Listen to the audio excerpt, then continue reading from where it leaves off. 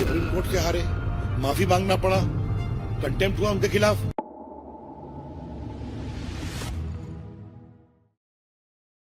राजधानी दिल्ली में बीजेपी केंद्रीय कार्यालय में रविशंकर प्रसाद ने प्रेस वार्ता को संबोधित करते हुए पत्रकारों को बताया कि अमेरिकी short seller firm Hindenburg research की रिपोर्ट को लेकर भाजपा के वरिष्ठ नेता रविशंकर प्रसाद ने कई खुलासे करते हुए देश की आर्थिक अराजकता पर कांग्रेस पर कई गंभीर आरोप लगाए।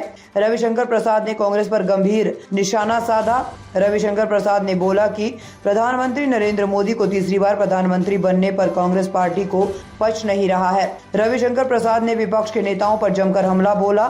भाजपा मुख्यालय में भाजपा के वरिष्ठ नेता रविशंकर प्रसाद ने कांग्रेस और विपक्षी दलों पर देश की आर्थिक अराजकता के आरोप लगाते हुए अमेरिकी short seller firm Hindenburg research की रिपोर्ट के कई खुलासे भी किए और कहा कि विपक्ष मोदी जी के तीसरी बार प्रधानमंत्री बनने से तथा विवाद फैलाने की कोशिश में लगा हुआ है। असल में कांग्रेस और विपक्षी दलों से हार बर्दाश्त नहीं हो रही है, इसीलिए ये झूठ की राजनीति पर उतरे हुए हैं। भाजपा नेता रविशंकर प्रसाद ने कई गंभीर आरोप लगाए हैं। कभी राफेल की चिट मिल गई तो लगे हिंदुस्तान में घूमने, वो सुप्रीम कोर्ट से हारे, माफी मांगना पड़ा, कंटेम्प्ट हुआ उनके खिलाफ। फिर एक दूसरी चिट मिल गई, हिंडनबर्ग की पहली रिपोर्ट, वो चिट मिल गई। उसमें सुप्रीम कोर्ट ने, मैंने बताया कि 24 में 23 इंक्वायरी कंप्लीट हो गई। अब हिंडनबर्ग को जुलाई में नोटिस की गई है, तो फिर ये काउंटर प्रोडक्ट हुआ। अब ये चिट पड़ गई, जेपीसी लाओ, इंक्वायरी कराओ।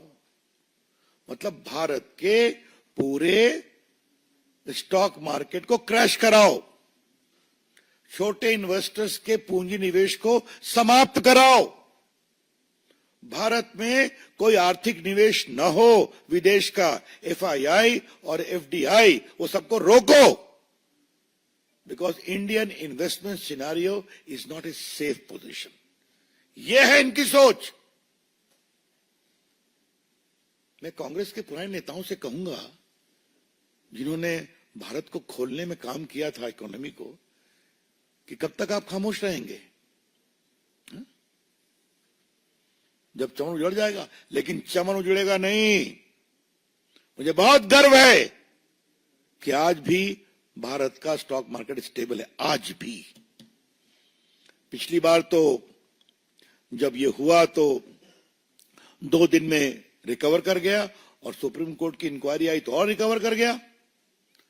लगता है भारत के स्टॉक इन्वेस्टर्स हिंडनबर्ग और कांग्रेस के मिली भगत को समझ गए हैं, इसलिए आज भी कोई गड़बड़ नहीं है। हम भारत के स्मॉल इन्वेस्टर्स को सैल्यूट करना चाहते हैं कि भारत के खिलाफ इस सुनियोजित षड्यंत्र पर वो विश्वास नहीं किए। Salute to them. दूसरी बात हमको कहनी यह है कि जो पूरी टाइमिंग है, टाइमिंग का मतलब क्या है? सेशन खत्म हुआ, शनिवार को आया, रविवार को हल्ला शुरू हुआ, और आज मंडे है। तो 2+2 को 4 किया जाए।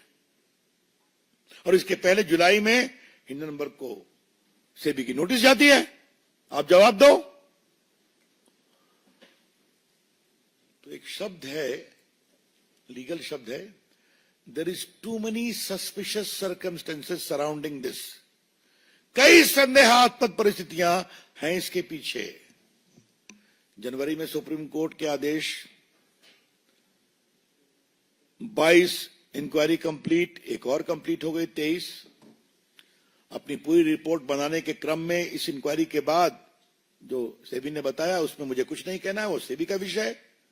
उन्होंने नोटिस दिया हिंडनबर्ग को जुलाई में, आप जवाब दीजिए। तो फिर ये बम फोड़ने की कोशिश की गई, और ये बम तो फुस निकला, लेकिन उसको लॉक लिया कांग्रेस पार्टी ने, जेपीसी। भाजपा का आरोप है कांग्रेस पार्टी हिंदुस्तान को आर्थिक रूप से कमजोर करने के षड्यंत्र में शामिल है। BJP wants to say with full sense of responsibility that the present leadership of Congress Party is involved in creating economic anarchy in India based upon these fictitious reports. Congress party के जो 2-3-4 प्रदेश बचे हैं, मैं उनके मुख्यमंत्रियों को कहूंगा कि आपके यहां विदेशी पूंजी निवेश नहीं हो क्या? नहीं है क्या? जिस ग्रुप को लेकर के रोज वो माला जपते हैं, उस ग्रुप के काफी पूंजी निवेश तो उन प्रदेशों में भी हो रहे हैं। तो क्या मामला है? क्यों है ये? मित्रों, भारतीय जनता पार्टी कांग्रेस के इस पूरे षड्यंत्र को देश में बेनकाब करेगी, पूरे देश को बताएगी किस प्रकार से सुनियोजित षड्यंत्र के तहत कांग्रेस पार्टी, इंडिया गठबंधन और हिंडनबर्ग ये साथ मिलकर काम कर रहे हैं। इसीलिए फिर रिपीट करूंगा, जुलाई में नोटिस, सुप्रीम कोर्ट के निर्देश पे इंक्वायरी कंप्लीट, अब आप जवाब दो, फिर ये आ गए मैदान में। और याद करिए, सुप्रीम कोर्ट के सामने लंबे हियरिंग में एक बार भी कांग्रेस पार्टी या टूल किट के लोग इन्वॉल्व नहीं हुए। क्या हमें यह कहना है? और याद करिए, एक बार राहुल गांधी ने कहा मेरा भी फोन कौन सा था संजय, जो पेगासिस, थैंक यू पेगासिस।